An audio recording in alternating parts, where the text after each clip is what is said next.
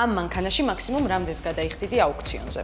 BMW X7 2020 21 წლიანი. BMW X7-ში გადავიხდიდი დაახლოებით $17,000, მაგრამ თუ M პაკეტი იქნება დაახლოებით 20-21-ს გადავიხდიდი, მაგრამ არის შესაძლებლობა, რომ ბევრად იაფადაც მოვიგოთ რა.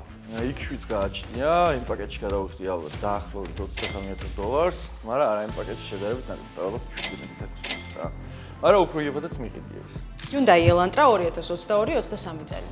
Elantra შემთხვევაში დაახლოებით 5,000-ს გადავიხდიდი მაქსიმუმ. ეგეც რა თქმა უნდა კომპლექტაციაზეა დამოკიდებული, მაგრამ შეიძლება რომ ბევრად იაფადაც შეძლოს მოგება. Elantra-ში გადავიხდიდი მაქსიმუმ $4,000 ალბათ ადგილი, მეც არ გადავიხდიდი. და Ford Ranger 2020-21 წელი. 2020-21 წლიან Ranger-ში დაახლოებით 13-14-ის გადახდა მისაღები ფასი, მაგრამ შეიძლება რომ ისევ და ისევ კომპლექტაციიდან გამომდინარე ბევრად იაფად დაახლოებით $9,000-ადაც მოვიგოთ. დაახლოებით 14-15-ს გადავიხდიდი ადგილი, მაგრამ ნუ 9-შიც მომიგია იდეაში ელოდო.